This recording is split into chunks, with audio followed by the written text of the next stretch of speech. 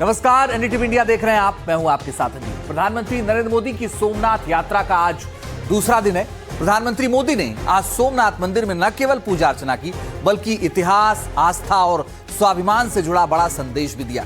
सोमनाथ स्वाभिमान पर्व के मौके पर प्रधानमंत्री मोदी ने कहा कि सोमनाथ को तोड़ने वाले आक्रांता आज इतिहास के पन्नों में सिमट गए हैं, लेकिन दुर्भाग्य से देश में आज भी ऐसी ताकतें मौजूद हैं जो मंदिरों के निर्माण का विरोध करती रही।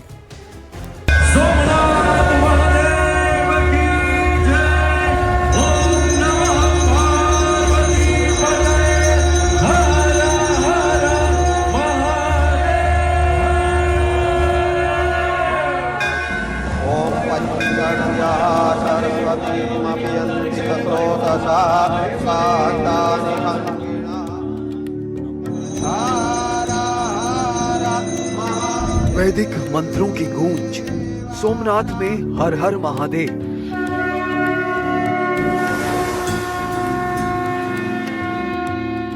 आस्था की विरासत और आधुनिकता का अनूठा संगम।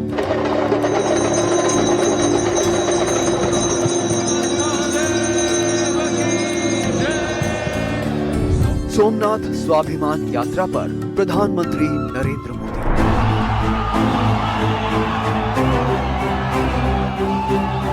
ये वही सोमनाथ है जो कभी आक्रांताओं के निशाने पर था।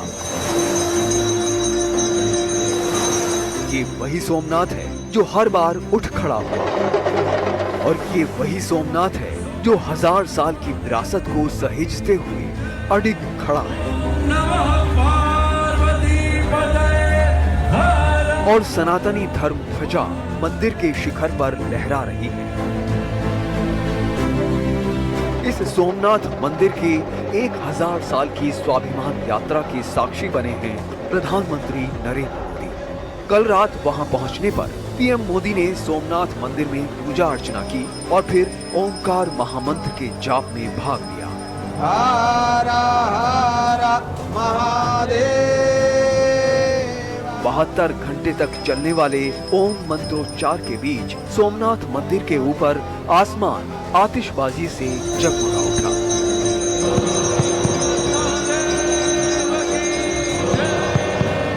इस दौरान उन्होंने शानदार ड्रोन शो का आनंद भी लिया।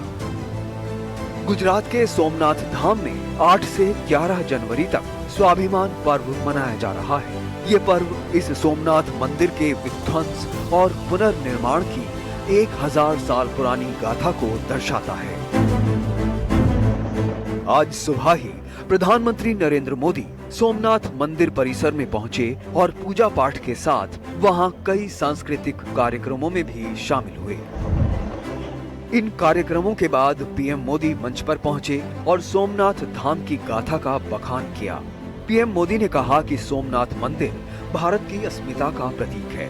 उन्होंने कहा कि इसे कई बार तोड़ा गया, लेकिन हर बार ये और अधिक भव्यता के साथ खड़ा हुआ। 15वीं शताब्दी में सुल्तान अहमद शाह ने सोमनाथ मंदिर को दूषित करने की कोशिश की, और इसी शताब्दी में उसके पोते सुल्तान महमूद बेगड़ा ने सोमनाथ पर आक्रमण कर मंदिर को मस्जिद बनाने की कोशिश की। लेकिन महादेव के भक्तों के प्रयासों से मंदिर पुनः जीवंत हो उठा। पीएम मोदी ने विदेशी आक्रांताओं का जिक्र करते हुए कहा कि सोमनाथ को तोड़ने वाले और सनातन संस्कृति को मिटाने की कोशिश करने वाले आज इतिहास के पन्नों में सिमट कर रह गए हैं, और उन तमाम आक्रांताओं के नाम केवल क्रूरता के लिए याद किए जाते हैं, जबकि सोमनाथ करोड़ों लोगों की आस्था का केंद्र बना हुआ है। ये समय चक्र है कि सोमनाथ को ध्वस्त करने की मंशा लेकर आए मजहबी आतताई आज इतिहास के कुछ पन्नों में सिमट कर रह गए हैं, और सोमनाथ मंदिर उसी विशाल समंदर के किनारे गगनचुंबी धर्म ध्वजा को थामे खड़ा है। सोमनाथ का ये शिखर मानोद्घोष कर रहा है, चंद्रशेखरम आश्रय मम किम करिष्यति वै यम, अर्थात मैं चंद्रशेखर शिव पर आश्रित हूं, काल भी मेरा क्या कर लेगा। इस दौरान प्रधानमंत्री मोदी ने आगाह किया कि जो विचारधारा अतीत में विनाश करती थी, वैसी ही विरोधी शक्तियां आज भी नए स्वरूप में सक्रिय हैं। ऐसी देश विरोधी ताकतों से सावधान रहने की जरूरत है। ये हमारे भारत के अस्तित्व और अभिमान का पर्व है, क्योंकि हमें हर कदम पर, हर मुकाम पर सोमनाथ और भारत में अनोखी समानताएं दिखती है। जैसे सोमनाथ को नष्ट करने के एक नहीं अनेकों प्रयास हुए, दुष्प्रयास हुए, उसी तरह विदेशी आक्रांताओं द्वारा कई सदियों तक भारत को खत्म करने की लगातार कोशिशें होती रही, लेकिन न सोमनाथ नष्ट हुआ और न ही भारत नष्ट हुआ। जाहिर है प्रधानमंत्री नरेंद्र मोदी बीते लंबे समय से देशवासियों को देश विरोधी ताकतों से सावधान रहने की अपील करते आ रहे हैं, क्योंकि भारत के बाहर और देश में ही ऐसी घटनाएं आए दिन होती रहती हैं जो देश के लिए चुनौती साबित हो रही हैं। लिहाजा ऐसी शक्तियों से सावधान रहना वक्त की जरूरत है। Bureau report, NDTV India.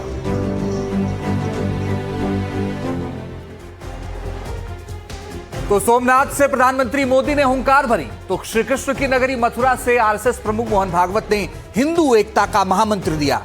Bhagavat ने साफ कर दिया कि अगर भारत को अगले 30 साल में विश्वगुरु बनना है तो हिंदुओं को जाति और भेदभाव की बेड़ियां तोड़कर एक होना ही होगा।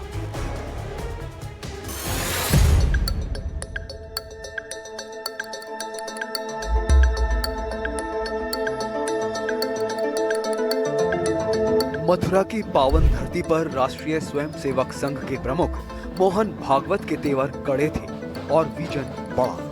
मोहन भागवत ने मौजूदा भारत के भविष्य के विजन का खाका तैयार किया।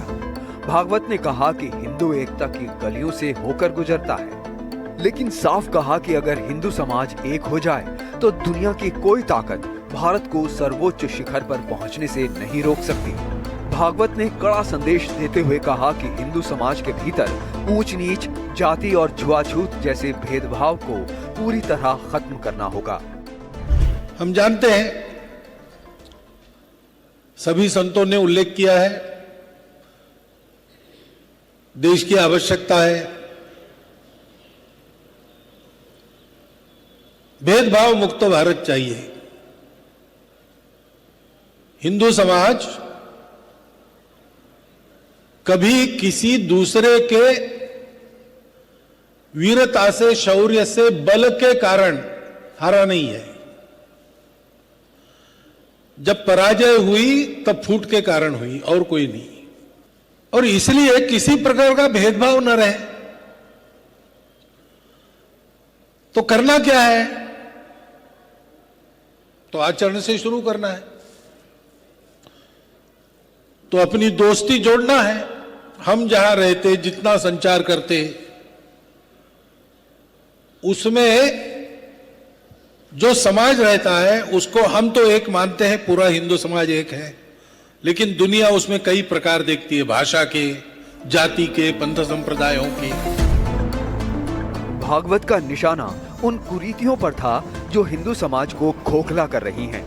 उन्होंने साफ कहा कि एकता सिर्फ नारों से नहीं आएगी। भागवत ने चेतावनी दी कि जब जब हिंदू बटा है, देश ने भारी कीमत चुकाई है। भागवत ने एक समय सीमा निर्धारित करते हुए कहा कि यदि हिंदू समाज संगठित और एकजुट रहता है तो आगामी 20 से 30 वर्षों में भारत को विश्व गुरु के पद पर आसीन होने से कोई नहीं रोक सकता। हमको अपने कुटुंब की परंपरा, अपने देश की परंपरा अगली पीढ़ी को बतानी है। हमारी परंपरा क्या है? यही हमारी परंपरा है।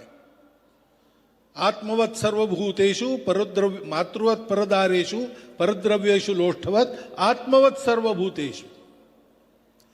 ये व्यवहार हमारे संस्कृति ने सिखाया है, वही हमको अपने कुटुंब के नए बच्चों को पढ़ाना है। उसके लिए बैठना है हफ्ते में एक दिन, इन सब बातों की चर्चा करनी है। सियासी गलियारों में भागवत के इस बयान को पीएम मोदी के सोमनाथ वाले भाषण से जोड़कर देखा जा रहा है, जहां पीएम मोदी ने इतिहास के आक्रमणकारियों और आज की विरोधी ताकतों पर प्रहार किया, वहीं भागवत ने उस हमले का तोड़ सामाजिक समरसता को बताया। भागवत ने आगाह किया कि आज भी कुछ ताकतें हिंदुओं को बांटने की साजिशों में जुटी हुई हैं। इन ताकतों का मुकाबला करने का एकमात्र तरीका समाज का जागरूक और एकजुट होना है। उन्होंने निजी स्वार्थ को छोड़कर राष्ट्र सर्वोपरि की भावना अपनाने की अपील की। हम खड़े हो गए तो हमारे सामने टिकेगी ऐसी कोई शक्ति आज भी दुनिया में नहीं है, क्योंकि हम सत्य पर खड़े हैं, हम करुणा पर खड़े हैं, हम शुचिता पर खड़े हैं। उसके लिए निरंतर तपस करने वाले संतों की छत्र छाया में हम खड़े हैं। और इसलिए ऐसी कोई बात नहीं जो हमको मिटा सकती है, ऐसी कोई परिस्थिति नहीं है जिस पर हम विजय नहीं पा सकते। इससे पहले यूपी के सीएम योगी आदित्यनाथ और राष्ट्रीय सुरक्षा सलाहकार अजित डोभाल भी समाज को अपने अपने बयानों से देश विरोधी ताकतों से सावधान रहने की अपील कर चुके हैं। जाति के नाम पर मत और संप्रदाय के आधार पर विभाजन हमारे लिए उसी प्रकार से सर्वनाश का कारण बन जाएगा जैसे बांग्लादेश के अंदर हम देख रहे हैं। बांग्लादेश के अंदर आप देख रहे होंगे, ये जो बांग्लादेश के अंदर हो रहा है, कोई बोल नहीं रहा है।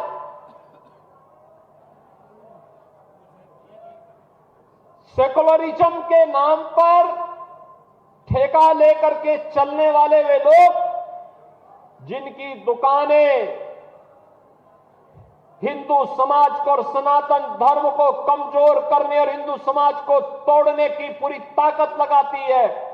हमारी एक बड़ी विकसित सभ्यता थी, हमने किसी के मंदिर नहीं तोड़े, हमने कहीं जाकर लूटा नहीं, हमने किसी बाहर के लोगों के ऊपर आक्रमण नहीं किया, जबकि सारी दुनिया बहुत मुश्किल थी। परंतु क्योंकि हम अपनी सुरक्षा और हम अपने आप को समझ नहीं पाए कि हम को क्या खतरे हैं, हम उनके प्रति उदासीन रहे, तो हमें इतिहास ने एक सबक सिखाया। क्या हमने वह सबक सीखा? क्या उस सबक को हम याद रखेंगे?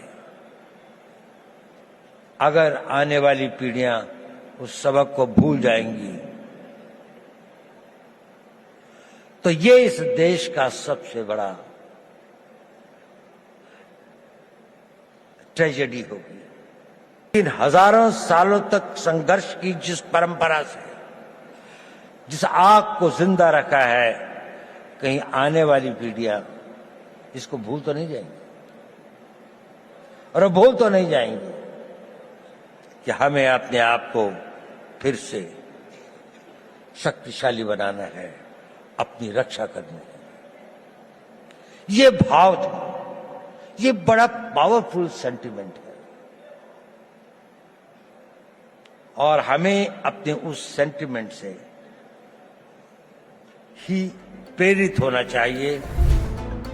जाहिर है मथुरा से भागवत और प्रयागराज से योगी आदित्यनाथ ने सिर्फ समाज के मौजूदा हालात को लेकर अपनी चिंता जाहिर की है। वहीं संघ प्रमुख मोहन भागवत ने 2050 के भारत का संकल्प पत्र भी जारी कर दिया है। अब देखना है कि समाज इस एकता के मंत्र को कितनी जल्दी धरातल पर उतारता है। Bureau report, NDTV India.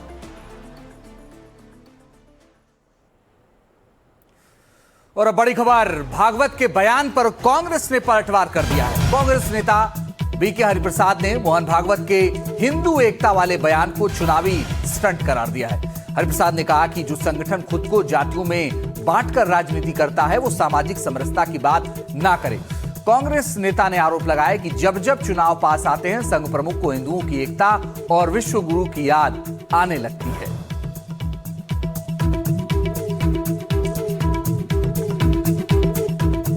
100 साल नहीं है, 700 साल मुगलों का राज रहा, 200 साल ब्रिटिशों का राज रहा, कभी हिंदू खतरे में नहीं था। जब आरएसएस 100 साल पहले बना तब से हिंदू खतरे में है। उधर पश्चिम बंगाल विधानसभा चुनाव से पहले वहां की मथुआ राजनीति चर्चा में है। मथुआ मतदाताओं को लेकर तृणमूल कांग्रेस और भारतीय जनता पार्टी की लड़ाई कैसे शुद्धिकरण तक पहुंच गई है, देखिए। पूरी कहानी को समझने के लिए दोनों तस्वीरों को ध्यान से देखिए।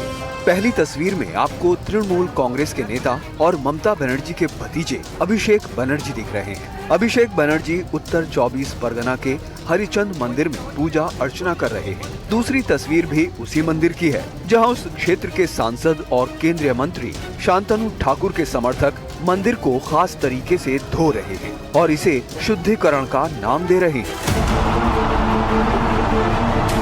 दरअसल टीएमसी महासचिव अभिषेक बनर्जी हरिचंद मंदिर तब पहुंचे जब उन्हें एक चुनौती दी गई। केंद्रीय मंत्री शांतनु ठाकुर ने उन्हें इस मंदिर में न आने देने की कसम खाई थी। अभिषेक बनर्जी के मंदिर से जाने के बाद बीजेपी कार्यकर्ताओं ने कामना सागर तालाब से पानी लाकर मंदिर परिसर और पूरी सड़क को धोया। इस पूरे विवाद के केंद्र में जो हरिचंद ठाकुर मंदिर है वो मथुआ महासंघ के संस्थापक श्री श्री हरिचंद ठाकुर को समर्पित है। मथुआ समुदाय के लोग मुख्य रूप से बांग्लादेश से आए हिंदू शरणार्थी हैं जो 1947 और 1971 में पश्चिम बंगाल में बस गए। इनकी आबादी राज्य में लगभग 3 करोड़ मानी जाती है, जो कि पश्चिम बंगाल में कुल मतदाताओं का 20 से 25% है। मथुआ समुदाय उत्तर और दक्षिण 24 परगना जिले के अलावा बाकी सीमावर्ती जिलों में भी मौजूद हैं। राज्य के 30 से 40 विधानसभा क्षेत्रों और 5 से 7 लोकसभा सीटों पर भी इनका वोट निर्णायक माना जाता है। बनगांव के सांसद और केंद्रीय मंत्री शांतनु ठाकुर इसी मथुआ समुदाय से आते हैं।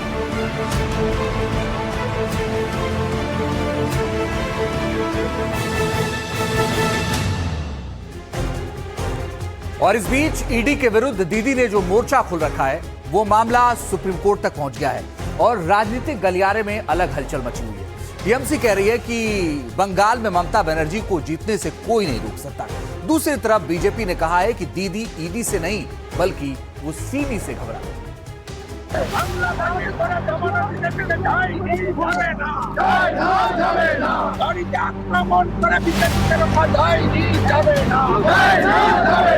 यहाँ महारैली होगा, भाजपा की हजारों कार्यकर्ता आएगा, मैं खुद वो रैली को लीड करूंगा।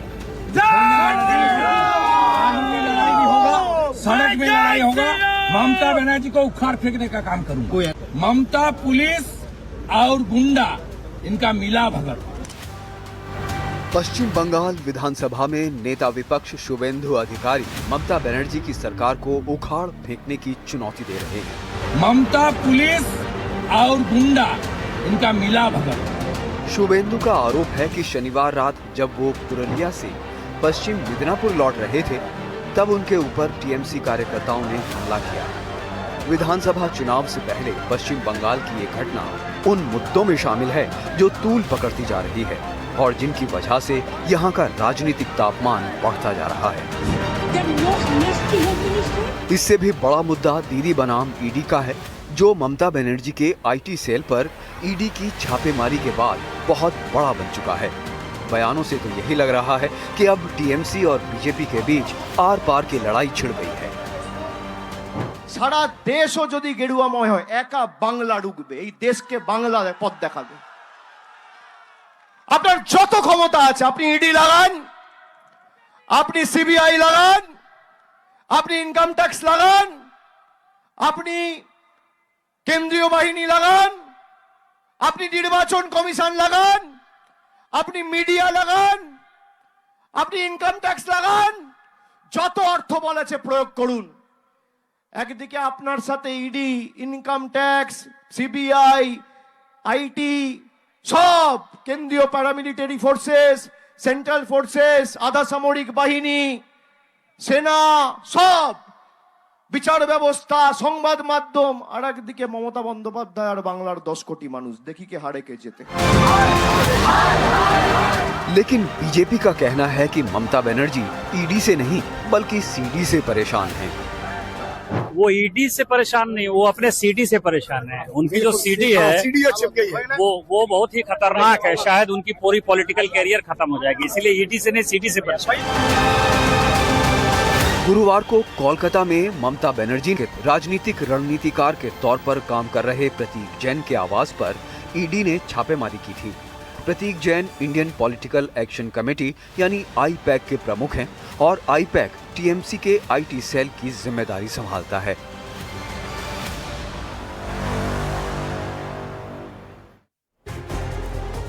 अगली खबर बिहार से। 2 बड़े बयान आए हैं, आपको सुनाते हैं तेजस्वी यादव ने क्या कहा और चिराग पासवान ने उन्हें क्या जवाब दिया। इस लोकतंत्र में लोक हारा है और तंत्र जीती है। आप कह सकते हैं कि लोक की हार हुई है और तंत्र की चुनाव में जीत हुई है। जनतंत्र को इन लोगों ने धन तंत्र और मशीन तंत्र बना दिया है। हम लोग सब लोग जानते हैं कि क्या षड्यंत्र रचा गया। मैं आग्रह करूंगा राजद और विपक्ष के नेताओं से, जब तक आप अपनी हार पे मंथन नहीं कीजिएगा आप समझ ही नहीं पाइएगा। और आप लोग आज से ये लोग चुनाव नहीं हार रहे, ये लोग 2010 से ये लोग लगातार चुनाव। राजद 2005 के बाद कभी अपने बलबूते पर वापस आने की कल्पना नहीं कर सकती। तो नीतीश कुमार जी का साथ चाहिए था 2015 में, और या फिर डिवाइडेड एंट्री जब 2020 में हम अकेले लड़े तब इनको इस बात का इनको लाभ मिला। हकीकत है कि जो जंगल राज उनके कार्यकाल में रहा है आज भी जनता उसको भूली नहीं है। और इसीलिए जब ये ठीकरा फोड़ते हैं कि तंत्र की जीत हुई है, लोकतंत्र की जीत नहीं हुई है, इनको ये समझना होगा कि आप जनता आपको नकार चुकी है। जो ये वोट चोरी बोलते हैं ना, इनका जनाधार चोरी हो चुका है। और यहाँ वक्त हो गया एक छोटे से ब्रेक का, लेकिन ब्रेक के बाद आपको दिखाएंगे देवरिया में bulldozer action. Hello, Moto. Motorola, India's leading AI smartphone brand. Motorola Edge 70, India's only ultra-thin phone with 3x50 MP cameras. Grab Motorola Edge 70 today.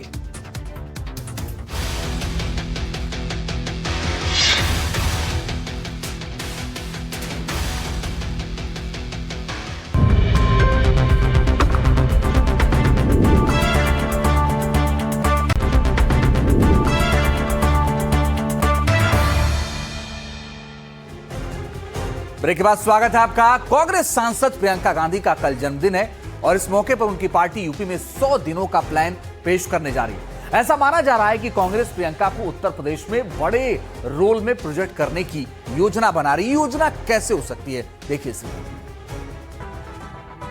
12 जनवरी को प्रियंका गांधी का जन्मदिन है और ऐसा माना जा रहा है कि प्रियंका के जन्मदिन पर उनकी पार्टी उत्तर प्रदेश में एक बड़ी प्लानिंग करने जा रही है। कहा जा रहा है कि प्रियंका गांधी को यूपी में चेहरा बनाने की कवायद में है कांग्रेस। उत्तर प्रदेश कांग्रेस कमेटी की ओर से जारी प्रेस विज्ञप्ति में लिखा गया है कि दिनांक 12 जनवरी को कांग्रेस की महासचिव प्रियंका गांधी के जन्मदिन के अवसर पर पार्टी की आगामी 100 दिनों की कार्य योजना को लेकर प्रदेश के सभी मंडल मुख्यालयों पर पत्रकार वार्ता का आयोजन किया जाएगा। पार्टी ने प्रेस कॉन्फ्रेंस की अपनी लिस्ट भी जारी की है, जिसमें कई बड़े नेताओं का भी नाम शामिल है। मिसाल के तौर पर अलीगढ़ मंडल में राशिद अलवी, मेरठ में राजीव शुक्ला, वाराणसी में प्रमोद तिवारी और गाजियाबाद में सलमान खुर्शीद खुद कांग्रेस पार्टी के कार्यक्रम में मौजूद रहेंगे। कांग्रेस की राष्ट्रीय महासचिव प्रियंका गांधी यूपी की प्रभारी रह चुकी हैं। लेकिन पिछले 2 साल से उनके पास कांग्रेस संगठन में कोई जिम्मेदारी नहीं है। फिलहाल वो वायनाड से सांसद भी हैं और हाल ही में असम चुनाव के लिए स्क्रीनिंग कमेटी की कमान भी उनको सौंपी गई है। देखिए, हम लोग प्रियंका जी के जन्म दिवस को संकल्प दिवस के रूप में मनाएंगे कि हमें उत्तर प्रदेश के अंदर कांग्रेस के स्वर्णिम इतिहास को दोहराते हुए उसको वापस लाने की तैयारी करनी है और प्रतिज्ञा लेंगे कि हम लोग इस संगठन सर्जन के अंदर संगठन को मजबूत कर करके पार्टी को वापस ताकत के अंदर लाने का काम करेंगे। कांग्रेस का कहना है कि वो यूपी में पार्टी का स्वर्णिम इतिहास वापस लाना चाहती है। हमने बीजेपी से पूछा कि कांग्रेस की बदलाव वाली कोशिश को वो कैसे देखती है। जब प्रियंका जी का जन्मदिन है तो मैं भी उनको बधाई देता हूँ, पर सबसे बड़े परिवर्तन की कोई आवश्यकता कांग्रेस के अंदर है तो बाकी परिवर्तन बाद में हो जाए। परिवर्तन भी हुआ ही है, दिल्ली में परिवर्तन हुआ है, बिहार में परिवर्तन हुआ है, हरियाणा में परिवर्तन हुआ है, महाराष्ट्र में परिवर्तन हुआ, तो यहाँ परिवर्तन की आवश्यकता नहीं है। परिवर्तन की आवश्यकता कांग्रेस को है। अपने जो जननायक उनके हैं श्री राहुल गांधी, जिनको न संसद में बोलने का पता है, न मीडिया के सामने बोलने का पता है, न विदेश में जाके कैसे देश का चरित्र और चित्रण करना है उनकी जानकारी है, तो मुझको लगता है संसदीय दल के नेता के रूप में जो राहुल गांधी काम करते हैं उनका परिवर्तन वहां पे होना चाहिए, तो कांग्रेस शायद खड़ी हो पाए। कांग्रेस 1989 के बाद से उत्तर प्रदेश की सत्ता से बाहर है। 403 सदस्यों वाली विधानसभा में पार्टी के सिर्फ 2 विधायक हैं। अगले साल होने वाले यूपी विधानसभा चुनाव से पहले कांग्रेस ने नई शुरुआत के लिए प्रियंका गांधी के जन्मदिन को चुना है। हालांकि खुद प्रियंका गांधी अपने जन्मदिन से पहले विदेश यात्रा पर रवाना हो चुकी हैं।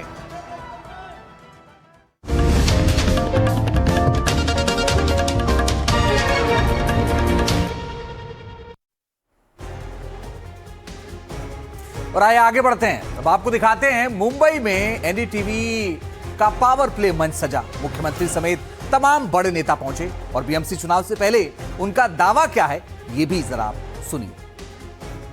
Unprecedented number of Bangladeshis have been caught and they are deported. हमने महाराष्ट्र से मुंबई से डिपोर्ट किया है और अभी ये काम चल रहा है। और इसके बाद हम लोगों ने इनके मोडस ऑपरेंडी को समझा और जब मोडस ऑपरेंडी को समझा तो हमारे ध्यान में आया कि ये लोग पश्चिम बंगाल में आते हैं, पहले बांग्लादेश से, वहां आकर पहले कागजात तैयार करते हैं, रेसिडेंशियल प्रूफ तैयार करते हैं। उसके बाद ये भारत के अलग अलग जगहों पर, मुंबई में चूंकि रोजगार ज्यादा है ये मुंबई में आते हैं, उन कागजातों के भरोसे फिर यहां पर अलग अलग योजनाओं को वो एक्सेस करते हैं। इसलिए अब हम लोगों ने उसका एक प्रकार से रिवर्स स्टडी करके उसको डिसाइफर किया है और अब हम लोग महाराष्ट्र में आईआईटी बॉम्बे के साथ एक आर्टिफिशियल इंटेलिजेंस का टूल तैयार कर रहे हैं।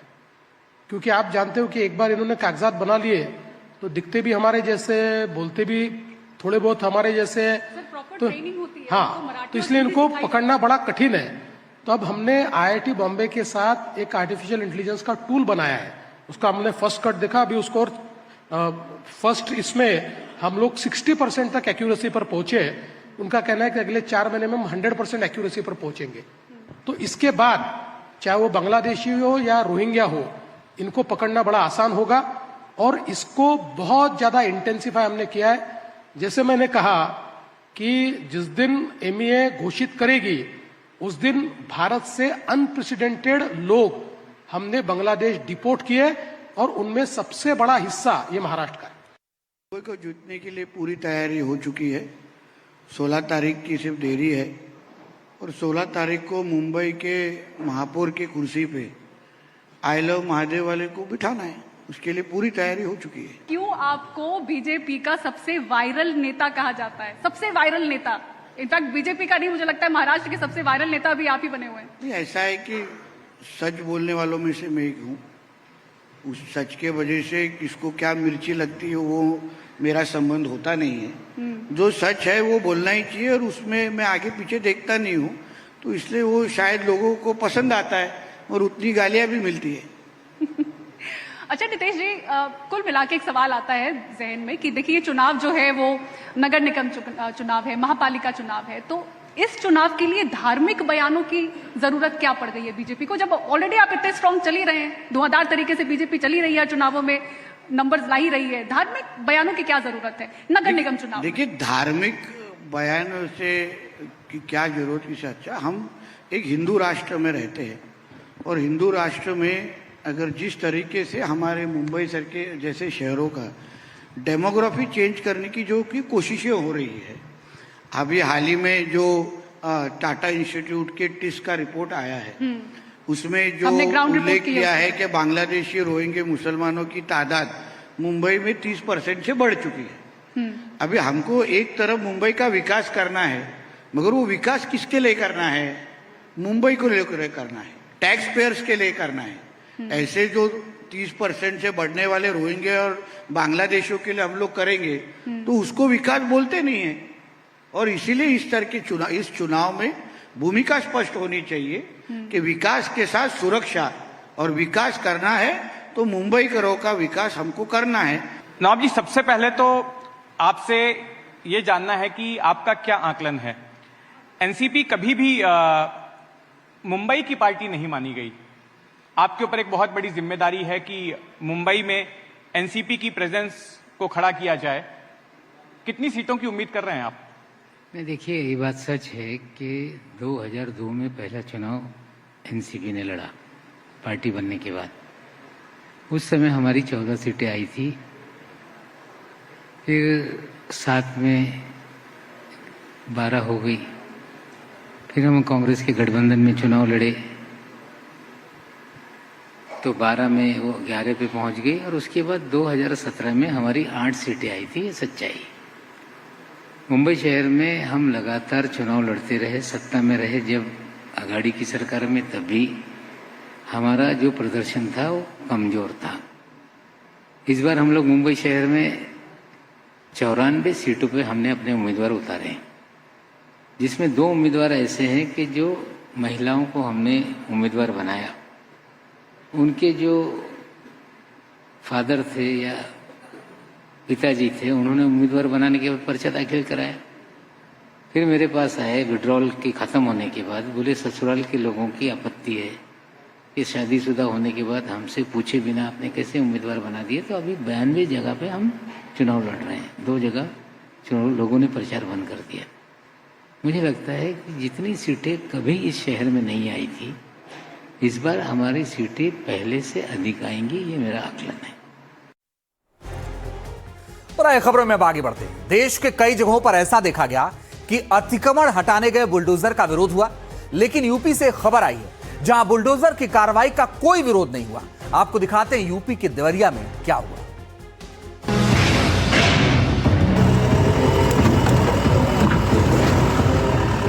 तस्वीरें यूपी के देवरिया की हैं, जहां अवैध रूप से बनी एक मजार पर प्रशासन ने बुलडोजर कार्रवाई शुरू कर दी। इस मौके पर एहतियातन कई थानों की पुलिस मौजूद रही। एसडीएम कोर्ट ने जांच के बाद पाया था कि ये मजार पूरी तरह अवैध है और सरकारी बंजर भूमि पर बनाई गई है। इसी को लेकर प्रशासन ने पहले नोटिस जारी किया और मजार से जुड़ी कमेटी को ये जगह खाली करने का निर्देश दिया गया। खबर मिलते ही मजार के लोगों ने मजार को खाली करने का काम शुरू किया, जिसके बाद जिला प्रशासन ने बुलडोजर की कार्रवाई शुरू कर दी। उनके आदेश पे हम लोग अपना खाली कर दिए हैं, क्योंकि हमारे पास जेसीबी नहीं है, वरना हम जेसीबी लगा के तोड़वा देती है। सरकार का आदेश है, एसडीएम का आदेश है कि तोड़वाइए। अब ये तो वही जानेंगी ना, हमको कोई आदेश नहीं मिला है। 9 साल पहले बीजेपी कार्यकर्ताओं ने अवैध रूप से बने मजार को लेकर प्रशासन से शिकायत की थी। हाल ही में दोबारा स्थानीय विधायक ने मामले को मुख्यमंत्री तक पहुंचाया, जिसके बाद इस कार्रवाई में तेजी आई।